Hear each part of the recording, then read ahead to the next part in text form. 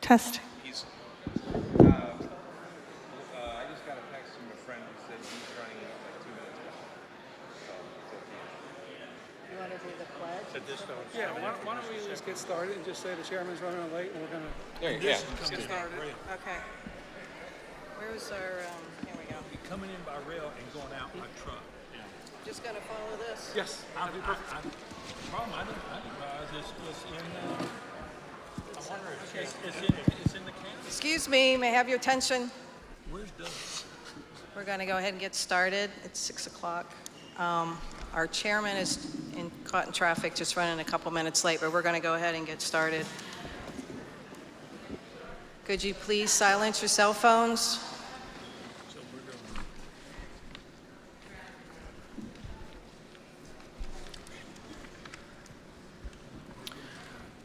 Okay, Marcella, will you call the roll?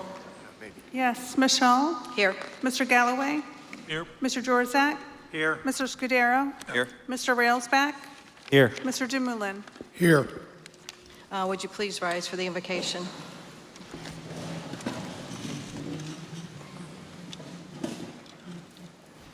Invocation. I'm sorry. Bow your heads, please. Thank you, everyone, for being here tonight. Lord, please give us the guidance in serving this great city of Ormond Beach. I appreciate, along with my fellow planning board members, the opportunity to make decisions on behalf of the residents of the community and the betterment of the city.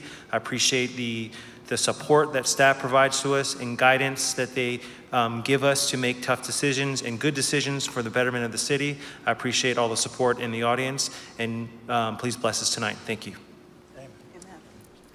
I pledge allegiance to the flag of the United States of America and to the republic for which it stands, one nation, under God, indivisible, with liberty and justice for all.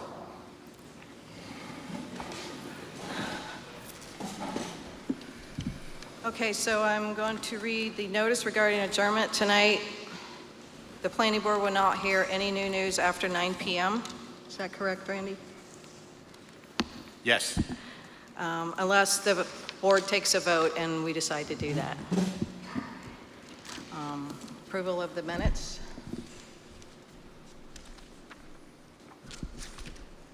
Anybody? I was not in attendance. I'll move approval of the July 13th minutes. Second. Okay, I have an approval and a second. Marcella? Right here. Michelle. Yes. Mr. Dumoulin. Yes. Mr. Railsback. Yes. Mr. Scudero. Yes. Mr. Jorzak. Yes. Mr. Galloway. Yes. Chairman Thomas. Yes.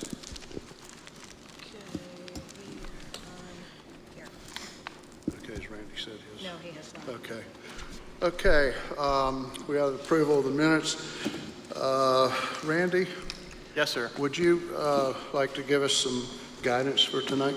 Yes, thank you, Chairman. And for the record, I'd just like to note that Chairman Thomas just arrived, so we have a full complement of our board members this evening.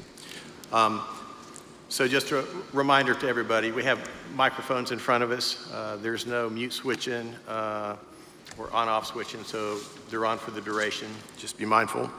We do have a court reporter here, so it will be important for members to speak clearly, and if remarks are allowed by people at the podium, please state your name clearly so that the court reporter can take that down. So this is a continuation of the public hearing that began on July 13th. The same rules apply this evening as applied on July 13th. I'm not going to go through them, but they are the same rules. We left off at that meeting at the question and answer and decision component of the agenda. And so that's where we will pick up this evening. There will be no further public comment unless the board is inclined to allow additional public comment. The disclosure requirements continue to apply. So if any member of the board has had discussions with the applicant or the other party to the proceeding, which would be the HOA, at any time, either during prior to or after the first public hearing, then you should disclose that this evening. The applicant has provided additional information following the July 13th public hearing, including changes that were provided last Wednesday, August 16th, which is after the agenda was distributed to the board. It's my understanding that your planning staff has not yet had an opportunity to review the full context of those proposed changes and is of the opinion, in their view, that they are material enough that this proceeding this evening should be continued so that they could perform a proper analysis and give you a professional report regarding those changes. That will be a procedural matter for this board. The first matter I think that you should take up in consideration before you proceed into the merits of the hearing, should you decide to do so. So, Mr. Chairman, what I would recommend that you do is to invite the planning director up and let him address this issue. Following the planning director, you may wish to hear from the attorney representing the applicant, as well as the attorney representing the HOA. And this would be on the issue of whether or not you deem the changes material enough that you would like to continue this to another date certain to allow your planning staff an opportunity to review the information and provide you with their professional assessment. So let's get past that first. If the board decides to proceed with the hearing this evening, then I can help you navigate through some of those other additional questions that may come up, including whether you might wish to allow additional public comments. So with that, Mr. Chairman, I'll turn it back over to you. Okay. Stephen?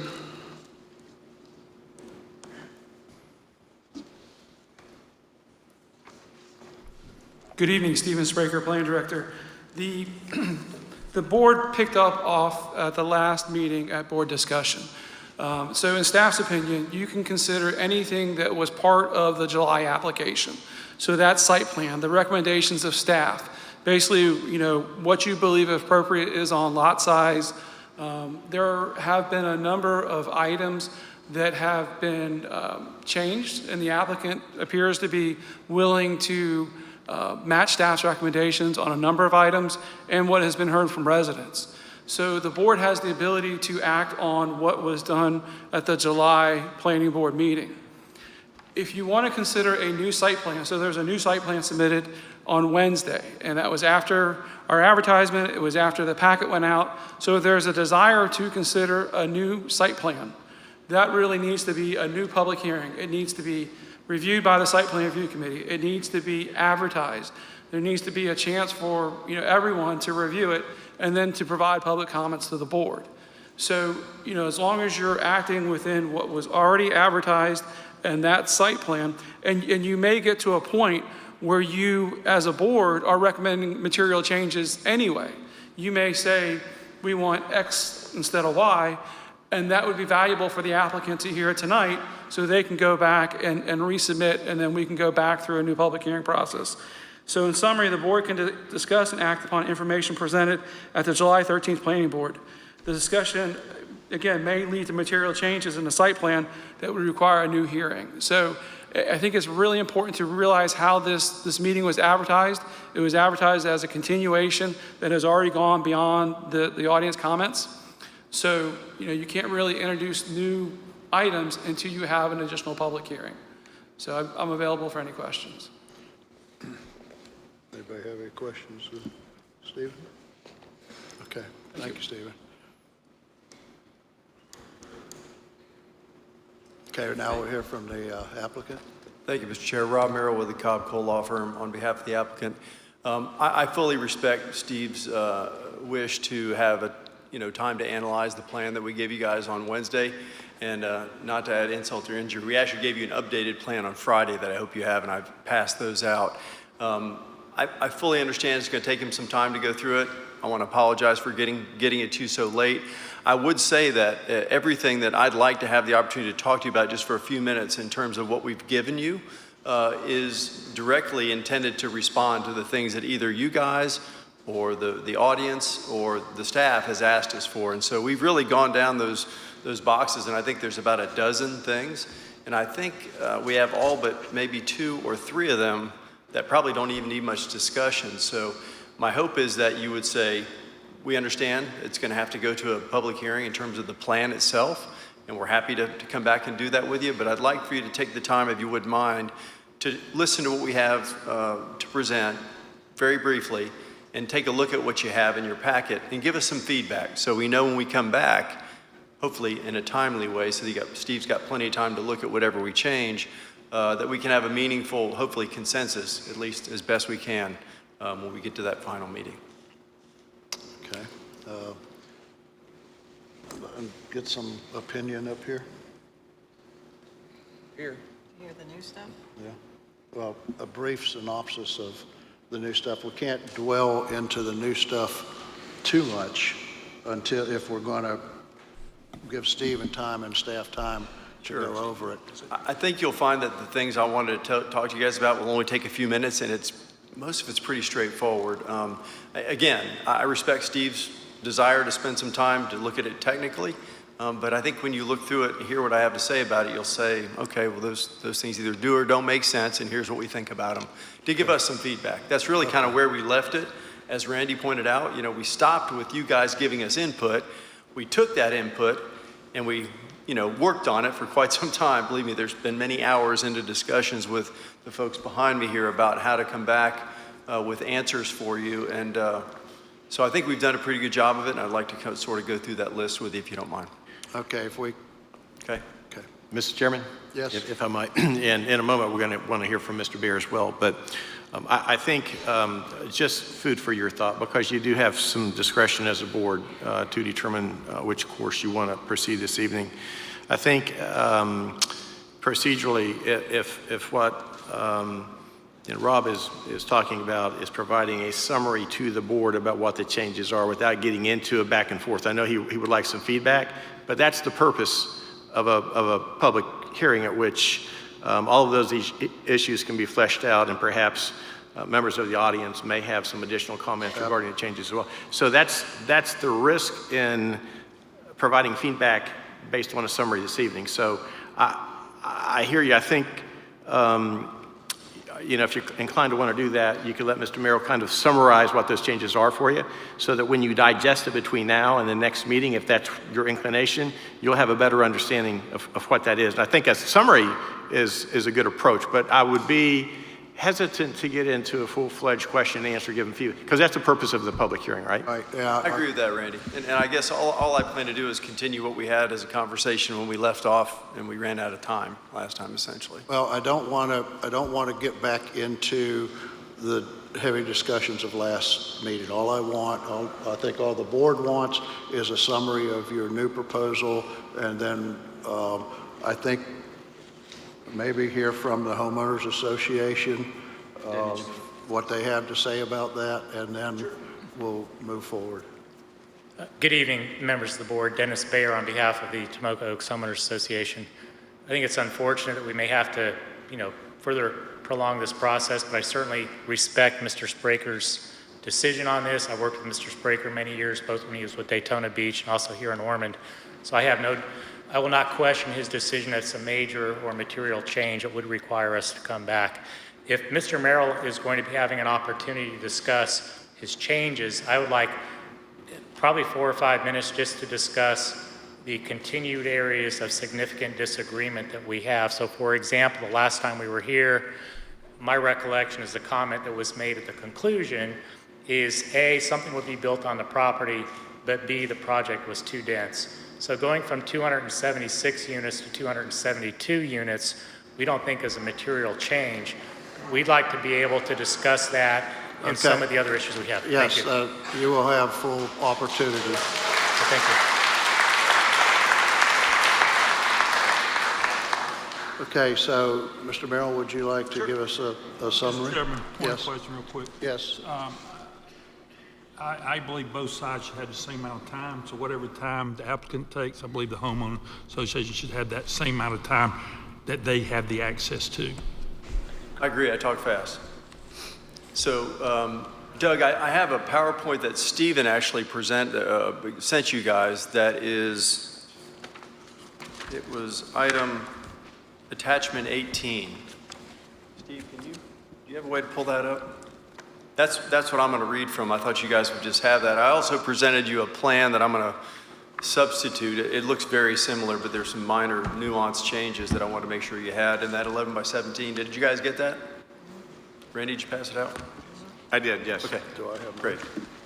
Well, no, it's actually this. You guys all get that just now? Okay. Just making sure. And it was presented to Denny and everybody else on Friday as well by email.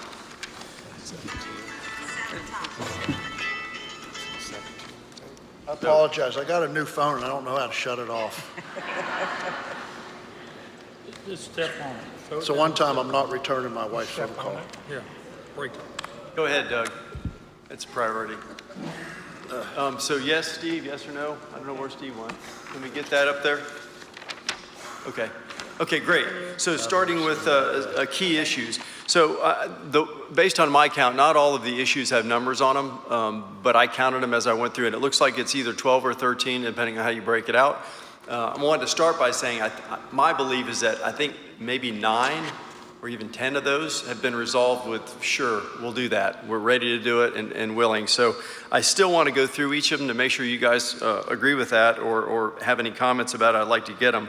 There were a few of them that I want to take just a couple minutes on each of them so you guys realize sort of our response to you, because some of it came from you guys and from Steve's conditions that he placed on us.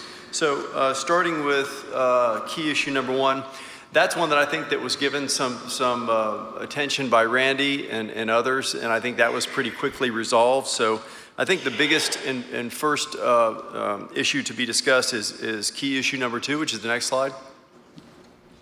And so we had a lot of conversation among planning board, among staff, among the residents about the sizes of the lots, primarily the sizes of the lots around the perimeter of the development. We made really 2 kind of significant changes, we felt. Steve's original recommendation was to have 100-foot wide lots around the entire perimeter, basically matching the existing Tomoka Oaks properties along that perimeter. And so what we've done is, if you look at the larger map that I gave you, it's color-coded. And so I'm not going to try to say what these colors are, but they're different shades of red, purple, and beige. But as you go down from the top of the key, the first lot is the 60-foot lots, which several of which were previously 50-foot lots. There was a lot of discussion, I think some from the board and some from the audience, about the 50-foot lots and whether they liked them, and if they did them, what we need to do differently. And so we just decided to eliminate them. So we're down to 60-foot lots on the interior solely. I will note also that all of the green space you see and the road alignments and the stormwater ponds and everything else otherwise stayed the same.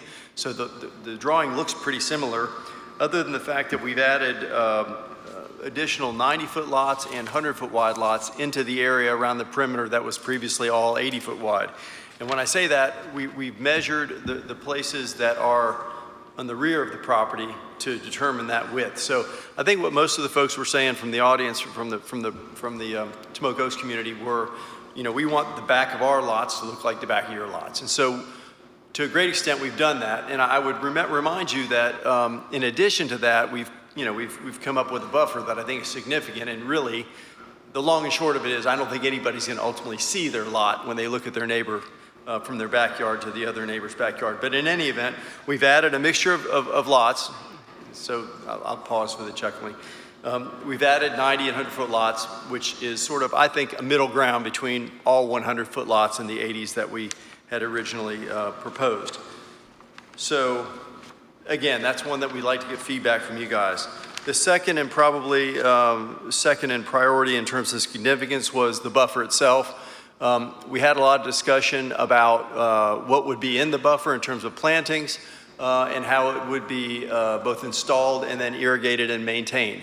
So here's where we ended up with it. We essentially agreed with staff in terms of the number of bushes and understory trees and big trees that would be planted in there would be the same as the buffer that Steve and his staff has requested. It's essentially, in terms of the quantity of materials, the same as what he's called the type 6 buffer, which you remember we spent some time talking about what that meant. It's essentially where if you're building an automobile manufacturing facility next to a single-family house, that's the buffer. It's the type 6. So we're willing to put that material in terms of the quantity. We do, though, want to use a Florida landscape, Florida-friendly type landscape. And I've got Don Spence here if you guys have any questions about what that means. But he's worked with the University of Florida and others to try to bring forward, I think, what a lot of people in the state of Florida now are trying to do, which is not your typical, manicured plant that came from somewhere else that has to be watered forever into eternity because it's looking at a mall that's next to a arterial road or something like that. This is intended to become a wild landscape very similar to what's in a lot of these lots now. You can't see from the people's backyards to the golf course because they didn't want to see the golf course. We're trying to recreate that. So from a standpoint of the irrigation, which was one of the big questions, do you really need to put in a permanent irrigation system like you would if you're doing the front of a mall? We don't want to do that, and we've got alternatives that we've proposed and that we're going to go over with Steve Spraker.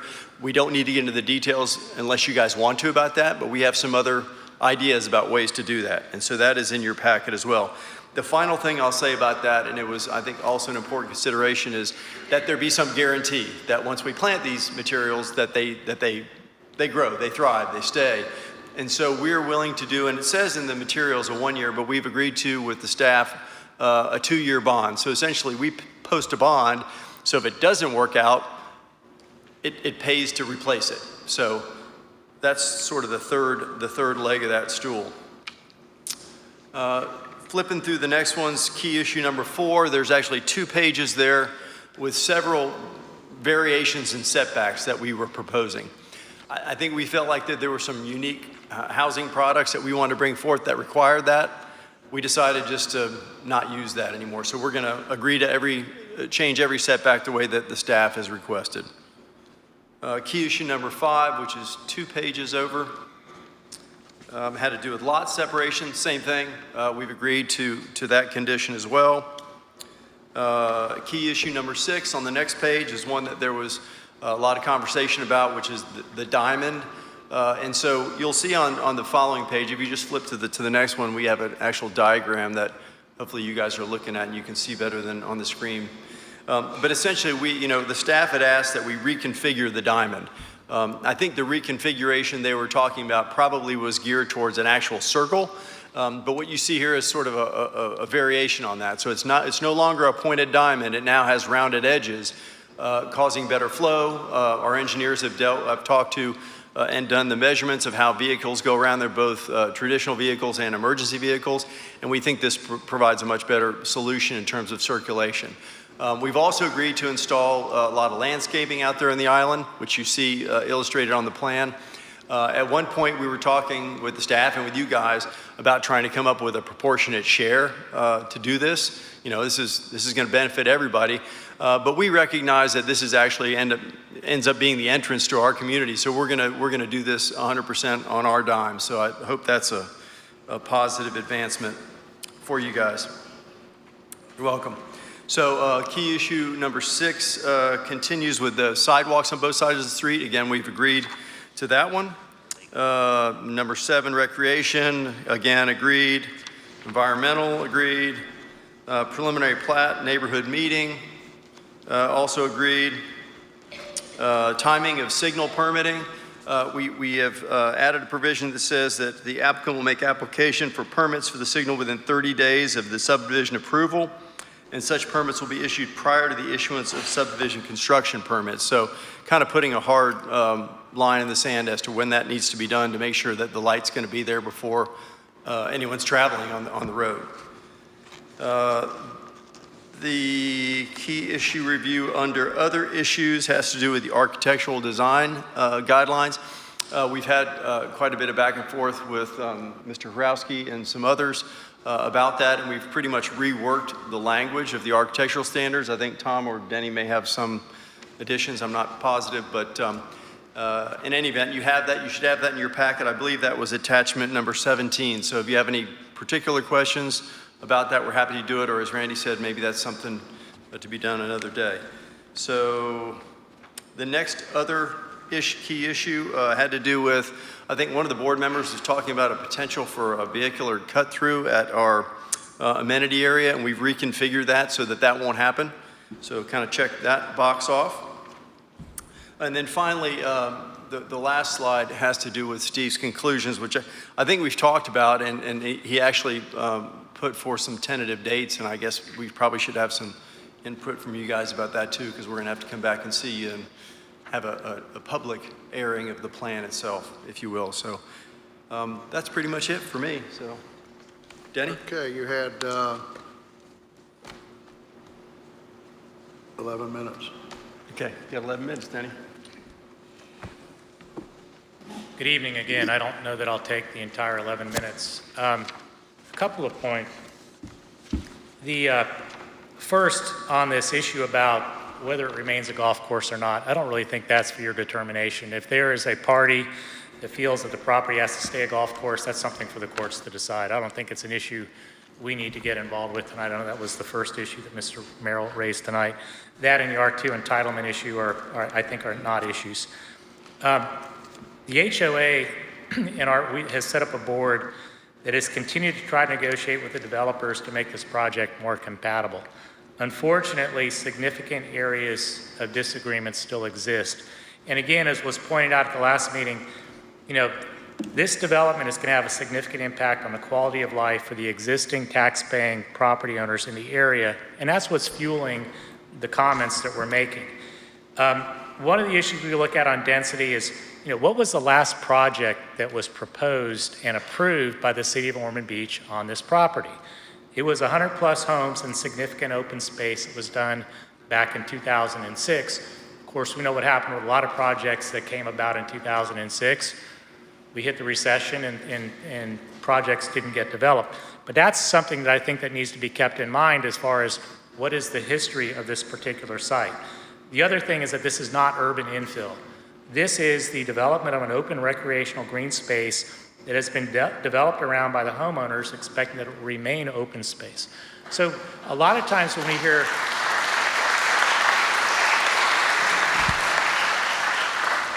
hopefully that doesn't count towards my 11 minutes, but a lot of times when we hear, hey, this new project, it's the next piece of property west of 95. It's not that hole in the middle of the donut that was referenced last time.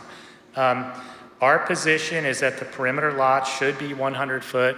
I have a question for staff. Again, I deal mostly up in Flagler County, but is that 100 foot on the front of the lot and the rear of the lot? Because I think a lot of these are just 100 foot on the rear of the lot and not the front. So I don't know if that makes a difference as far as total space.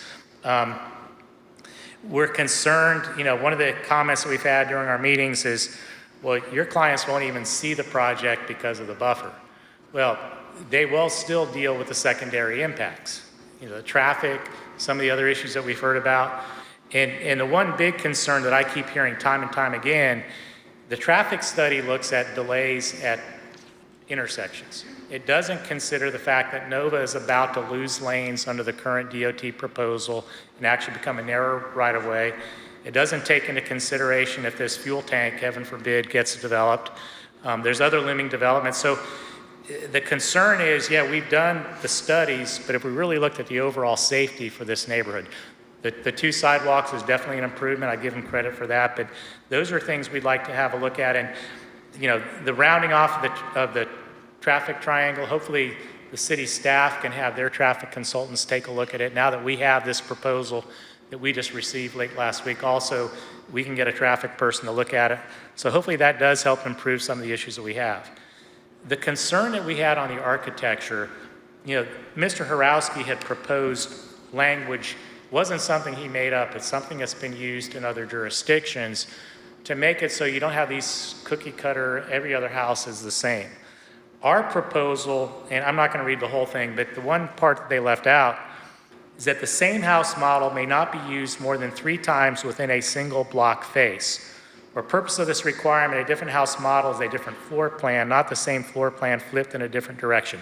And it goes on to give more information. So the idea is to have more diversity in housing. What they agreed to is, and what's proposed, is identical elevations on adjacent lots or directly across the street will not be permitted. No homes with the same color scheme on adjacent lots or directly across the street will be permitted. So it's kind of like every other lot type thing. And maybe the blocks are longer, that's one of the conversations we had, but we would request that that be enhanced over and above what it is right now. The next issue we have is with the buffer. Early on in the process, when we first started meeting with the developers, gosh, it seems like it's been over a year ago, we had proposed language about enforcement. I've been practicing law in Flagler County for over 35 years now. It's not that uncommon. I've had 3 calls in the last 4 months. My neighbor's cutting down the buffer, or they're in the St. Johns River Water Management District clear cutting the buffer, and it's a homeowner with a chainsaw on a weekend when there's no code enforcement out and things of that sort. We hear it all the time. So we wanted some enforcement action that the property owners abutting the golf course would have standing, say, hey, homeowners cutting down the trees, we need the ability to stop that. And I still don't know, we're hearing now that there's going to be a 2-year bond. What happens after the 2 years? Is the homeowners association responsible? Is the developer still responsible? I have no problems with xeriscaping and trying to keep the water consumption down, but it really seems like there's, in 2 years, okay guys, you're on your own, good luck. We just need to see more language in that regard. The difference between the wild buffer and a manicured buffer. Are their property owners going to want to see something that's more manicured? I don't know. I mean, those are things we need to talk about. So anyway, we've received multiple sets of plans. Hopefully we get it right. We come back, review it, but we still have these legitimate, serious concerns that we think are necessary to make this project more compatible with the interest of the current property owners in the area. Thank you. Thank you.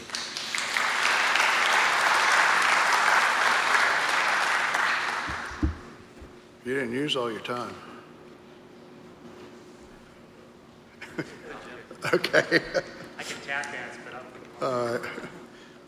Okay, so I guess we'll bring it back up to the board now and kind of kick it around and see what everybody thinks.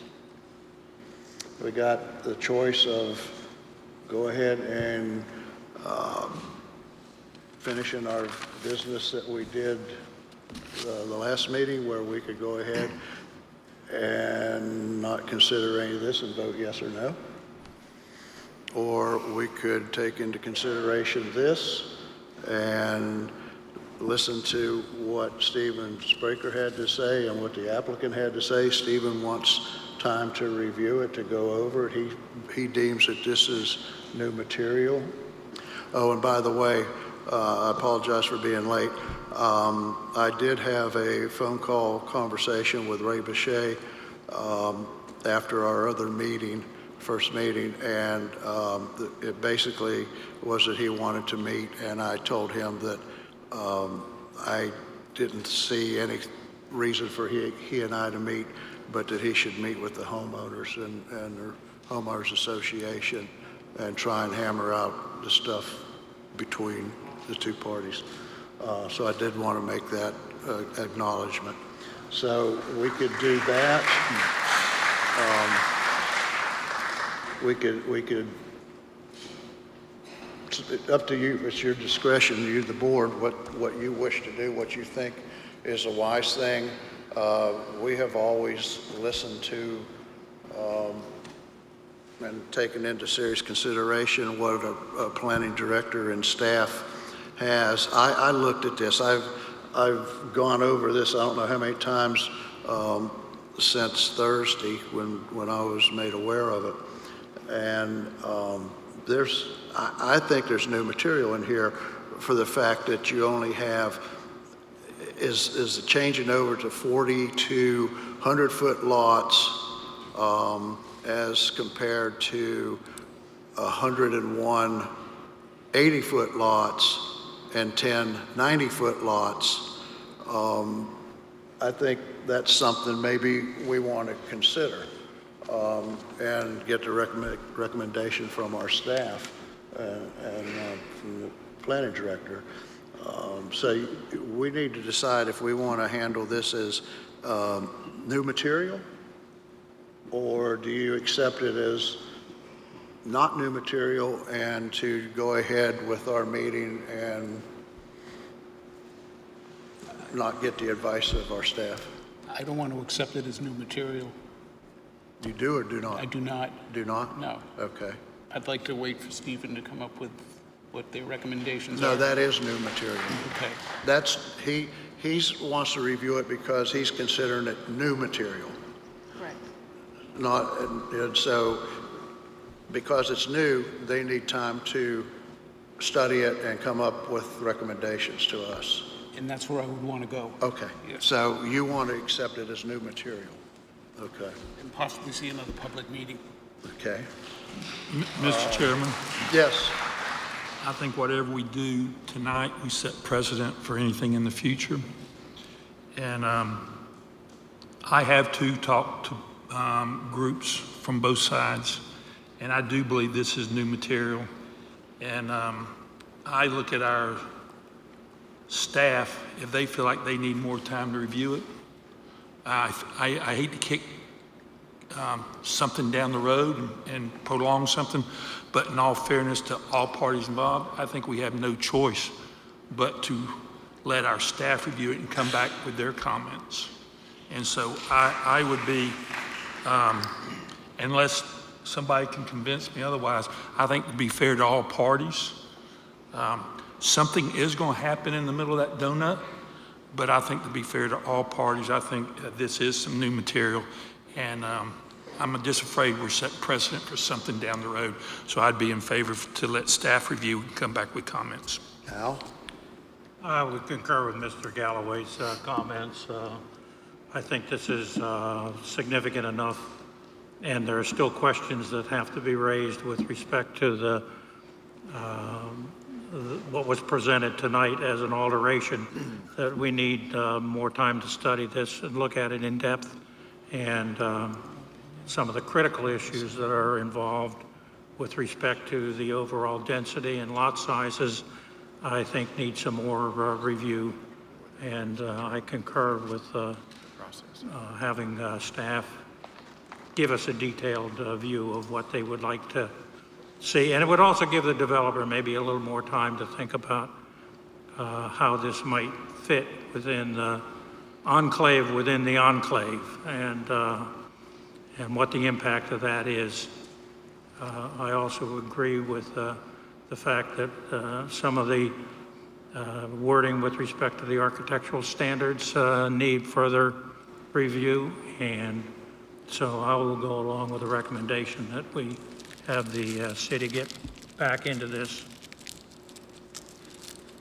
Okay, thank you. I think, as I see it, we have three options tonight. We can either vote it up, we can vote it down based on July 13th only, but or we can continue the meeting and let the new presentation be formally made, legally advertised, and so on and so forth. Because I do not believe, if I heard it right from both Randy and Stephen, that taking into consideration what was outlined a few minutes ago by the applicant is not one of our options. And I don't know at this point that I'm comfortable voting up or down on the previous rendition, knowing that there's another rendition coming. I guess the question I would ask, Chairman, is do the two attorneys want a vote tonight? Because this is probably going to go to court one way or the other when it's all over. So I don't want to do, like Gigi said, set a bad precedent here or give the city a bad legal hand to play when that comes. So I think I'd kind of like, and it can just be a yes or a no from each of these gentlemen, do they actually want us to vote tonight or not? Mr. Chairman, can I? I'm sorry? Yep. Let me jump in here. So let's talk about process for a little bit. You know, the function and duty of the planning board is to review applications for the development of land. That's one of the primary functions. There are other functions as well. And you know, if you could, if you wanted, to to determine that the changes were not material and then proceed to hear them and flesh everything out this evening. But you lose the benefit of having your professional staff review it and come back to you. So another option that was suggested is that you act only on the proposal that was submitted on July 13th and vote that up or down, or however you want to do it. But I think in doing that, what will likely happen is the new changes that are before you now will be folded into the application that goes to the City Commission. And true, they will have 2 public hearings, and the public can come and speak.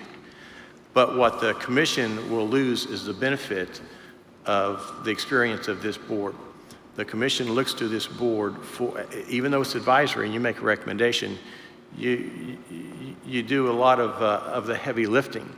And I think it would be beneficial to the commission for this board to review the final application, whatever that may be, together with whatever staff report it gets from its professional experts, together with the experts from the applicant and from the party intervener. I think, and I don't normally intercede in your discussions, but procedurally, I would encourage you, if you're inclined to do anything, receive the information, is due information, and continue it to another meeting date. And then you can invite the public back. It will give the public an opportunity to review that material. They can offer comments. They don't have to have 3 minutes. You have discretion in terms of whether you want to limit the comments something less than 3 minutes. But that way, when it goes up to the commission, because eventually something is going to go there, the commission will have the full benefit of knowing what this board thought. So that's my suggestion and recommendation. Thank you. Troy? Oh, I'm sorry, Mike, are you finished? Troy? First of all, I apologize for not being at the first meeting. The position of the full benefit of the commission getting our recommendation from a final plan, I support that. I think that's the path we should go. I would encourage whatever submittal we get to review at the next meeting, have incorporated as much of the, whether it's concession or fine-tuning to benefit the community as well as the property owner, so that we're not doing this again. I think if there's an opportunity to reduce density, make more 100-foot lots, put a roundabout rather than a diamond, anything of that nature, I think it needs to be really focused on and tried to be incorporated so that we can have a final product to review at the next meeting. I'm pretty much in agreement with everybody up here. This project has evolved over the months. I originally met with Carl Veely and Ray Barchet back on July 3rd before we even had our first packet, before the first meeting or anything. And what they showed me there, and they drove me around the property, is completely different than what we see now. And now we have more changes coming in, so I think it would be best to continue this also after staff has had a chance to go over all the details. There's so many other details that staff was not in agreement with that I don't think were addressed. I want to make sure all those are addressed also. And this is not a typical neighborhood that we have going in here. This is not like Plantation Oaks that has nobody around it. This is unique. And I think we really need to pay attention to what's going in here, because it is infill, but this is not like depleted, derelict land infill. This is a beautiful piece of property inside a community, and we need to take the time to really address everything and try to do the best we can with this property. Thank you. Mr. Chairman, can I say something real quick? Yeah. The other thing that I think for both sides, I think when I walked in here, I received attachment 17, attachment 18, and attachment 19 with no review. And I think it's more important, no matter which side you're on, is that we get it right. And that's what we're talking about. What is fair for both sides? So I just want to add that I think it's extremely important that whatever decision we make, that we have the proper information in a timely-like manner, and we make a decision that is right. I'm going to build a little bit on what Angie said about what we first saw, now what we're dealing with now. And I'm glad that we're going to consider this as new material, because one of the things that comes to my mind is if we've had this much change in between the two meetings, what happens if we just went ahead now and either voted yes or no? What changes are going to be made between now and when it goes to the city commission? So if we can sit here and we can narrow everything down, if we can make sure that, I said at the first meeting about my involvement in the past, and I hold to that. This is too doggone important. And this is something that we have got to do. I don't care how long it takes. We've got to make the best attempt at being the most prudent at what we do with this piece of property. So I'm glad that we're going to go ahead and consider this new material and move forward. Now, I think what the applicant would like to hear from us tonight is a reaction to his summation, and maybe tell him where we think the lots, where we're thinking lots about lot sizes, and give him some guidance as a kind of an insight into what we're thinking, so he knows where he stands. I guess I'd like to make sure the city attorney is okay with us doing that for something that hasn't been formally I have to tell you, I presented. met with the city attorney today, and he, as my understanding, he's okay with that. Is that correct, Mr. Attorney? Oh, let me qualify the answer a little bit here, right? So, See, I'm just a common man.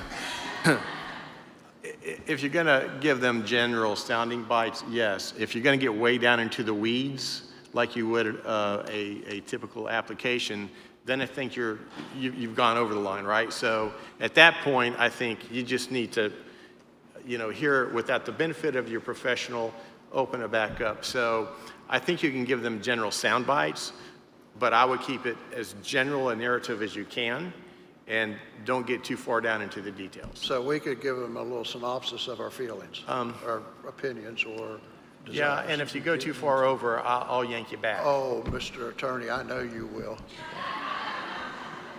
Okay, so we'll bring it up to everybody, and is there somebody in particular who would like to get the first bite? Okay, Angie. Okay, broad strokes. I know you're not going to want to hear this, but I still think there's too much density.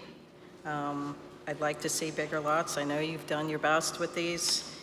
The 50-foot lots are now 60-foot lots. It still seems like a lot of congestion in the middle. So broad stroke there. Traffic, because of the density, I still think there's just going to be too many cars in the area. And I appreciate the 2 sidewalks that were going in. I already said my piece about the typical infill type of property. The buffer, it is what it is. I think you need to work out something with irrigation with the buffer. And the architectural design, I agree that it should be different to keep in with the current homeowners that are in there, because they're all unique and they're all different. So that's my broad strokes. Troy? My concerns are density. I think there's an opportunity to not try and squeeze as many properties in there as possible. And I think there is an opportunity to have a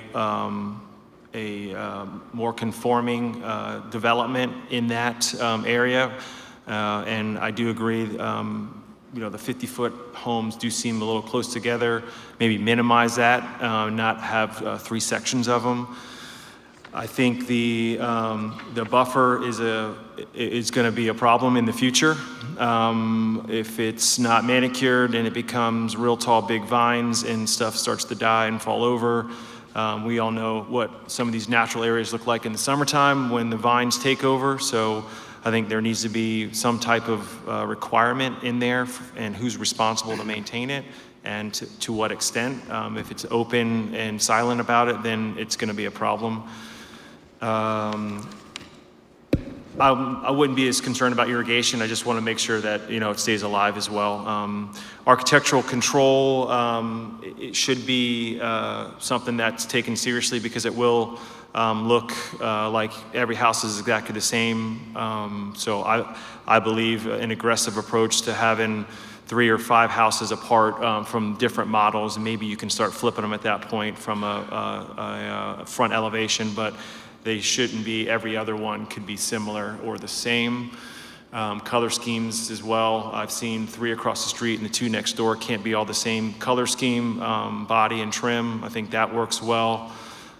And I, having been a resident in that area for 10 plus years, that triangle that is going to be a diamond, I think it needs to be a roundabout, a one-way travel method around it. Mike? I'll, in broad strokes, what I saw here and heard presented tonight is certainly a step in the right direction. But since 2 of my colleagues said it too, I'll just reference the density by pointing out, you know, I'm no math whiz, but the compromise between 0 and 276 is not 272. So I would hope we can keep working on that.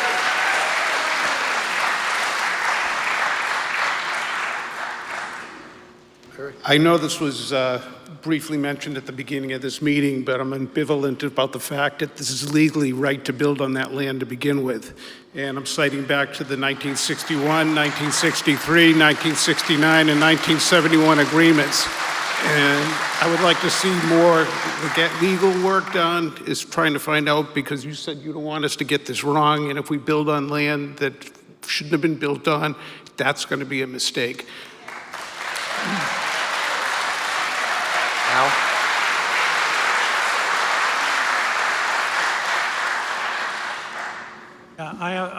I still have concerns on the fact that this is a completely different situation than if the developer had 300, 400, 500 acres 5 miles west of town and the entire development was going to be of a certain appearance and a certain style and met the standards that had been applied to other developments. It's not the same set of circumstances. This is essentially an enclave within an enclave. If you look at the diversity of what the developer is proposing, not only from his lot sizes, but how that operation fits from a traffic standpoint and all the other issues. And so it's a situation where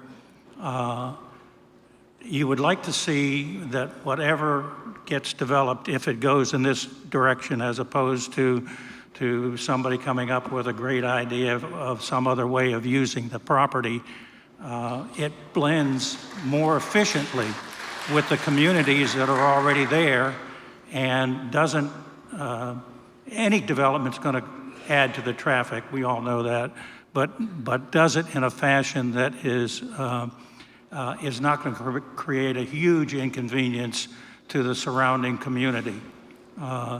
It's a little bit like asking cattle and sheep to graze on the same piece of property, and that's probably not reasonable. And so I would like to basically see if there's a way that the development could blend better from a lot, not only from a lot size standpoint, but also from the density of what will be incorporated into that area. And those are some of my basic feelings with respect to how we approach this. I agree with everybody here that this is something that is, we have such little land left available in the city of Ormond Beach. We do have, I checked with the budget department today and with the with the leisure services department today. And we have over 53 facilities in the community today that are funded by the taxpayer, including open spaces, the sports areas. They consume almost $8 million approximately of our budget, of our total operating budget for the city. And so how we blend what we put into a very specialized area with the rest of the community and also have it be an asset to the city of Ormond Beach, I think is going to take all the input that we can get from the city staff from a technical standpoint, and it's going to take a really good hard look as to not only the economics from the developer's standpoint as to how the property can be used, but from the standpoint of saying, how does this really become a really good asset to the community? And so we have more work to do on this proposal. And if there was something else that came along that could come before the board that said this might be a better usage of the property, I don't see that happening, but I mean, God bless the citizens that live out there if there's another way that they look at how this could be utilized and be presented to us, bring it forward and let us look at the options. So at this point, that's where I am. We don't have the job done yet here. G? If y'all recall at our last board meeting, I think we approved about 475 homes out on US 1. And we had discussion, but nothing like this. But that land was designed to hold 475 homes, if not more. They actually are building less homes. The problem I have, especially when something is dropped on you tonight, is we're trying to decide if a property should have 180, 200, 230, 250 in the middle of a donut around established homes. And what I'm concerned about, and I think what a lot of people are concerned about, is the value it's going to affect. And I haven't had a chance to see how many homes are going to be at above value. I believe all the homes in there will be at substantial value. But I still want to see a spreadsheet to see how this development will affect the overall value of the homes that are existing there. Because we forget that our home, for most people, is their largest financial commitment they will ever make. And the other concern I have is, especially with, regardless with these heat waves we're having, this buffer is really a concern with me that we're talking about we're going to put native Floridian plants that tend to create what I call refuge and potential fire fuel. What is that going to look 10 years from now? When is there going to be an irrigation system in there or not? And who's going to be responsible for trimming it? If I would be more concerned whether if the lot is 80, 90, or 100 feet, I'd be concerned as the maintenance of that buffer between my existing house and the new house and who's going to maintain it, because you can drive right down Clyde Morris and all those new homes that buffer up against the swamp. If y'all remember back about 6 months ago, that swamp caught on fire and burned up right to the back of those houses. So I have a real, my concern is a little bit different. I'm going to say it again. Ben dropped a package on top of a meeting tonight is a main concern. The value of the homes, and again the number of lots. I'm still not sure about the number of lots, but I still think there's got to be a way with a few key people could go in there and offer the developer a price to buy that project out.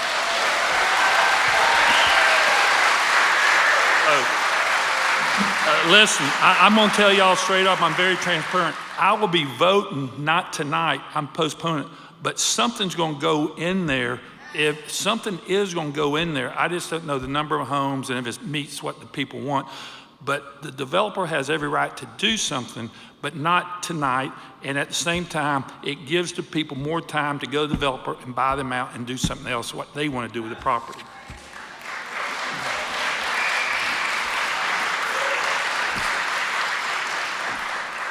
Okay. I have a couple things, and I'm the one that Randy usually has to pull out of the weeds because I just say what I think, and sometimes the attorney does not like that. A couple experiences I had yesterday. My wife and I went up to Jacksonville to take our granddaughter out to dinner, and she had just moved into a new neighborhood, and they were still doing construction. Stephen, can I ask you a question? On a 60-foot lot, how much space is normally between homes? It can vary. Again, Steven Spraker, Plan Director. It can vary depending on the scenario. We've seen them as few as 5, and then as much as the typical 8 to 20. So it really depends on the subdivision, how they design it. Okay, thank you. Absolutely. I was up at her place yesterday, and her house is her next door neighbor on either side of her cannot be more than 10 feet away.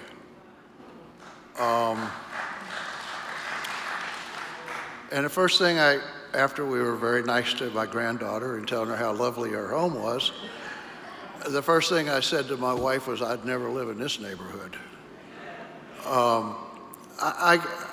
The other experience I had yesterday, it goes to traffic. And I don't know who left this on my desk, but I didn't get a chance to find out. But evidently they want me to read about traffic. I don't need to read about traffic. I've lived here since 1973. And when we first moved to the village, everybody wanted to know why we were moving way out there, which was the truck route, and that was a long way out of town. My wife and I were coming back from shopping yesterday before we went to Jacksonville, and off of 40, we got in the lane to turn left into the trails. It was 1:35 in the afternoon. I made a particular point to notice what time it was, because behind me at 1:35 in the afternoon turning into the trails was 8 vehicles. Now that's on a Sunday at 1:35 in the afternoon. I have my concerns about what's going to happen when they reopen the school or build the new school. And if there were 8 cars going into breakaway trails, and then I kind of slowed down so I could see where they were going, of that 8, 4 of us went into Tomoka Oaks, one way or the other. So I have a real problem with traffic. So traffic is one of my concerns with this. 60-foot lots are a major concern with me. I live in Tomoka Oaks, and you live in Tomoka Oaks. We live in a traditional neighborhood where you have to search hard and far to find 2 homes alike. You're going to take in here and it looks like dropping cookie cutter homes into a well-established traditional neighborhood. I too have a concern with the density. I can't get down into the weeds or I'll get pulled back out of it, but hopefully next meeting I can get in the weeds. But there's a lot of things, even with the new, that I need to really sort out. It's not just, it is the irrigation and the landscaping, it is the traffic. The one thing that they did that I didn't like last time was the straight cut through the recreation area, and I gotta tell you, I think they did a darn good job of fixing that. So I think that, I think that, I'm glad that this board wants to bring it back up. I think we have a lot to discuss, and believe it or not, I'm hoping there's a lot of changes between now and the next time we meet. So with that, I'm done. And Randy? Just a couple of words. If there are changes between now and the next hearing, they need to be timely submitted so we don't have to go through this again, right? Looking to the applicant on that. So the planning director has proposed 2 dates, Tuesday, September 26th, or Thursday, September 28th. Or either of those dates work for this body? Yeah, and it has to be kind of on that date because, and I think Stephen today said that you had to have the information and everything by the 11th. So as part of the motion, we'd like to set a time certain date where the new plan is submitted. And staff would request that would be September the 6th. So the information we needed to be submitted to the Site Plan Review Committee, that would allow us, about a week to 10 days. We would do the advertising, depend on what date's selected, on the 12th. So we would have time to provide it and get input. So September 6th from the applicant, and then again, we're looking for September 26th or September 28th. I believe I heard that the September 28th was not good for one board member. So we'll defer to the board of what is a date that you can meet. Okay. Is everybody okay for the 26th Of September. of September? Yes. I'm good. You good? I'm good. You're good? G, you good? I'm looking, I'm slow, but I'm looking. I figured you were the one that couldn't make it on the 24th. Football season, not on Thursday. 26, I'm fine. 26, I'm fine. 20, what you I'm sorry, said? 26. 26? 26?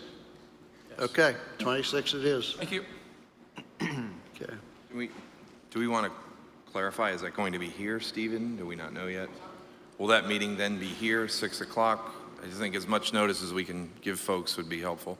Yeah, Yes, we are. we actually do have a space reserved. I just don't remember which one it was, but we will send out that we will put it on our website, and then obviously with all the advertisement, it'll be either here at Tomoka Christian Church or Calvary, depending on which one has the availability that particular night. The other thing that I would like to say is that since we are going to have another public hearing, then the public will be allowed to speak at that meeting. The one thing that I would ask you is that since a lot of things have already been said, I would like to kind of keep it to new, to what you've seen tonight.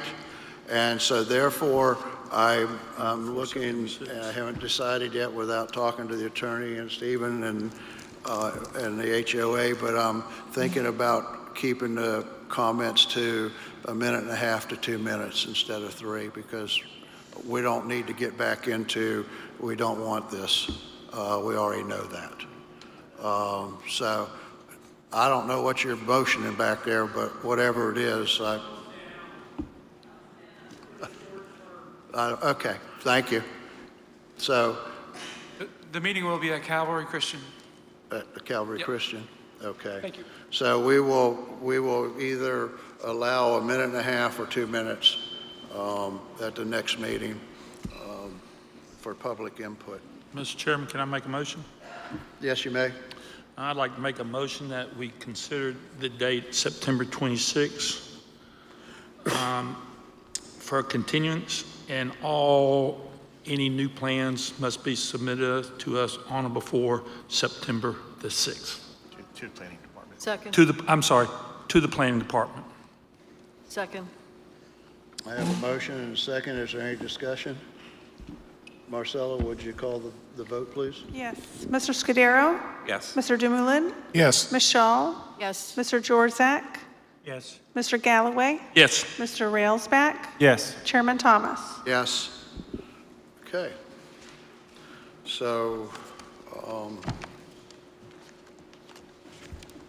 That's taken care of. So now we'll go to the rest of the agenda. And so, other business? Does anybody have any other business? Okay, members' comments. G, want to start with you? Member comments, you want to say anything? We were just discussing if we had any minutes to approve from the previous meeting. And so I've asked Randy to go back and check that real quick. Did we not do that? Did we? I thought you'd done. We did. Oh, We did. We did. We did from the previous meeting? Yes. Okay, I've got all right. I Marcelo, apologize. we approved the minutes, right? yeah, Yes, we did. yeah, okay, I thought so when I was walking up, I Yep. thought. Okay, G, is that all your comment? I'm fine. Al? I would just like to recommend as many citizens of Ormond Beach that can make it to the county meeting with respect to the fuel farm, make their voices heard. And even though it's a county matter, it's of critical importance to the residents here with respect to what direction that project goes in. And that may even be a bigger discussion than the one we're having right here. It's a very, very important and significant event.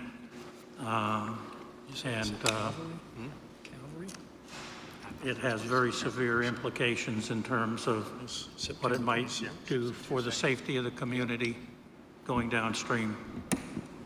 That's it.